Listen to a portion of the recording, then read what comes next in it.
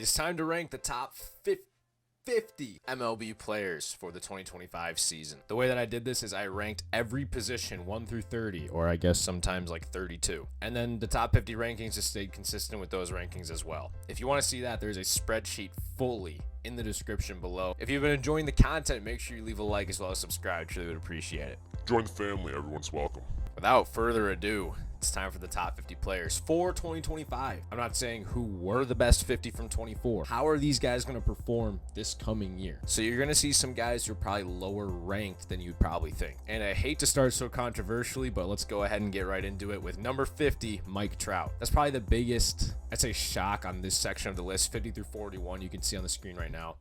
How many injuries can a guy take? You know what I mean? Like, Mike Trout has suffered so many pretty nasty injuries recently. If he can stay healthy, definitely top 50, maybe even top 20. I mean, he's not getting any younger. I think it's about the timing in Mike Trout's career where we have to think to ourselves, I don't think he's going to be a top 10 player really ever again, but perennial power. I mean, his numbers are kind of evolving though, as you can see. I think Corbin Carroll comes back and has a nice year. I think I'm lower on him than a lot of people are. I think a lot of people expect him to have an MVP type year, but coming off an injury, I'm not really sure. Riley Green is really underrated. Love Riley Green and what he's doing. Garrett Crochet's nasty. Christian Walker is just a really solid player, and he's going to the Crawford boxes. Corbin Burns maybe a little bit low. I mean, the guy's just a stud. He's going to eat innings for you.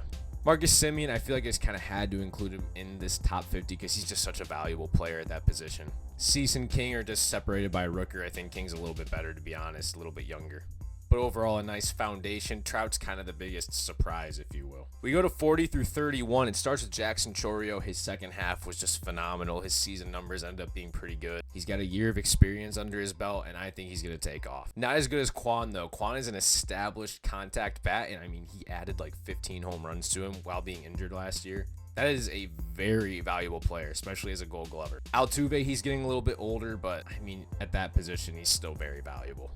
This one's a little bit where I kind of have to explain myself. Acuna at 37. The last time we saw him come off of an ACL, it took him a whole year really to get back to where he was. 2022 was not a strong year for Acuna, about a 760 OPS. I think he'll be better than that, but I think he'll be right around 37. I think this is a completely fair assessment of what he's going to be. Julio had a better year than I gave him credit for. He still ended up hitting right around 275 for the year. He needs to get off to a better start. That's what we need to see. We need to see him start much better than he has in his first few years. Michael Harris II, you'd be hard-pressed to find a center fielder who's going to be better than him. Center fielder has kind of become a pretty thin position, to be honest. There's only one ahead of him. Chris Sale, Cy Young winner. Can he repeat it? I don't know. He's got to stay healthy, too. Cal Raleigh, extremely underrated. Really good catcher, but I don't think he cracks the top 30 just yet. Trey Turner, I think Trey Turner is just a really solid ball player at this point. He's going to hit right around 300, a little over an 800 OPS. His defense isn't going to be great, and I kind of wish that they'd move him to left field maybe. It's not going to happen, but I mean, it'd be probably a smart move for his longevity. Then Austin Riley coming off of a down year. His upside seems to be a little bit better than Trey Turner's. And Austin Riley plays underrated defense, to be honest, so it's a good spot for him.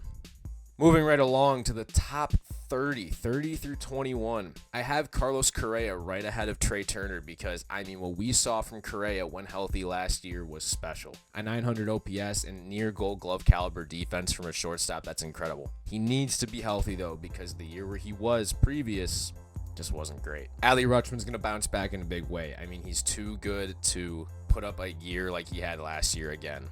Adley Rutschman's a stud. He's going to bounce back. I promise you. Manny Machado down to 28 probably could be a little bit lower. I think the third baseman ahead of him is what people are probably going to be a little bit frustrated with. But his offense regressed last year, and his defense definitely regressed last year. And you're probably going to see him getting more DH time. And as a result, I think you got to drop him a little bit. Cole Reagans is so gross. Ever since he got to the Royals back in 2023, I think maybe second best at run prevention. I mean, the dude's a stud. Lefty, he's gross. He's going to be great again.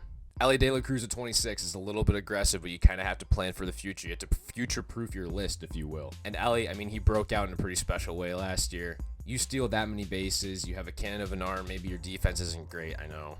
And you've got that kind of hit tool, that kind of power tool at a shortstop position. I mean, This one's super aggressive on Jackson Merrill. I think Jackson Merrill is going to be even better than he was last year. And the dude is clutch too. And he's really the best center fielder in the game right now. Center fielder's a thin position, but you play that defense too. Matt Olson, I don't drop him too much because I think he had an underrated year. It was his down year. He still had an 800 OPS or so. Matt Olson, criminally underrated from this past year. Still was a run producer. William Contreras would be your best catcher on the list. And that, it's top 5 in MVP. At the catcher position, that's incredible. He carried a team. Check out the catcher tier list from a couple weeks ago if you haven't already. Matt Chapman, I'm super aggressive on Matt Chapman. When you think of a value perspective, Matt Chapman is probably one of the 2 or 3 best third basemen in baseball. You don't just put up 8 WAR and then excuse it, dude. Like, that is something special. The Giants have something in him, and more times than not, he's been an incredible player. That's top 22 for sure.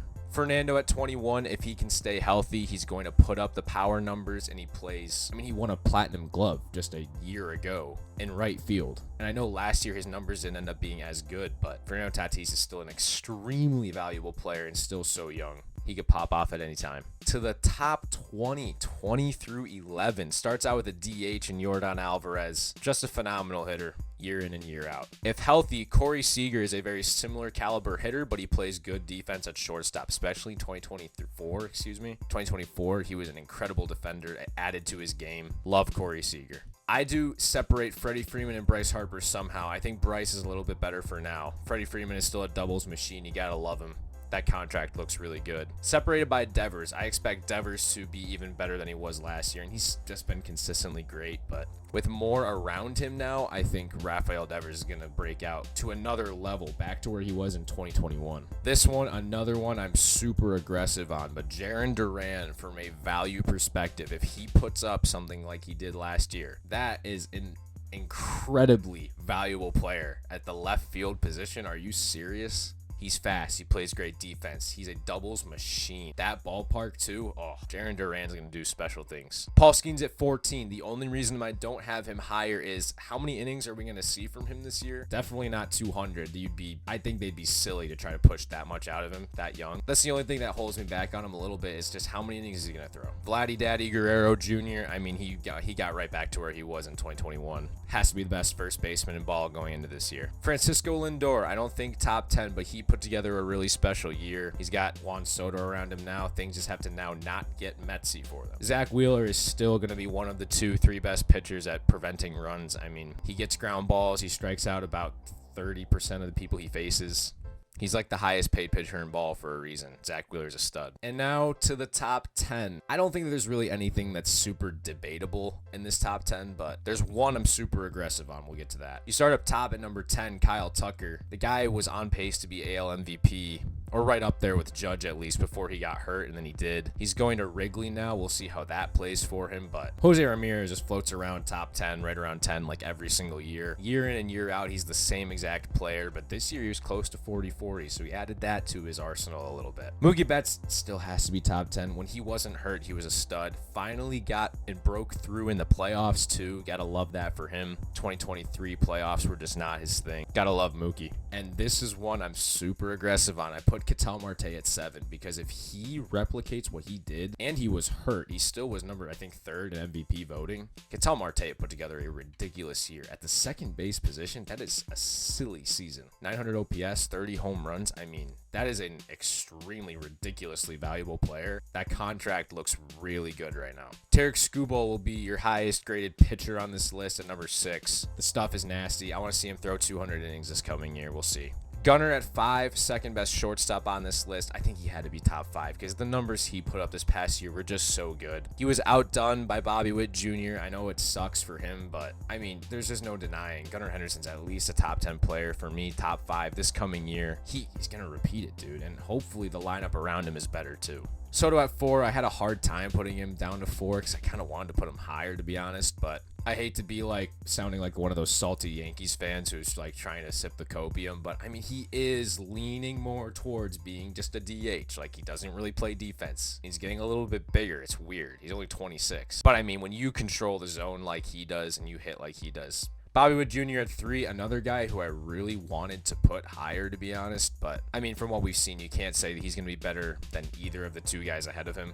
Special year from Bobby, though, and he's going to continue to just get better. Shohei at 2, I know he might pitch, like maybe he'll pitch this year, if anything, out of the bullpen, and the hitting is special. But, I mean, what Aaron Judge is going to do in the regular season especially, you just can't put him anywhere except for 1. A 1.1 OPS, like that's just silly. That's silly. You can't put that not at number 1. He's moving back to right field where his defense is going to be even better. Aaron Judge has to be number 1 in this list. Well, family, that's the top 50 players in Major League Baseball for the 2025 season. I want to know what you guys think. Who do you think got snubbed from this list? If you enjoyed the video, remember to leave a like as well as subscribe. Happy New Year. We're still right around it. What are you going to do this year to be better than you were in 2024? I'll leave you with that, and have a great day.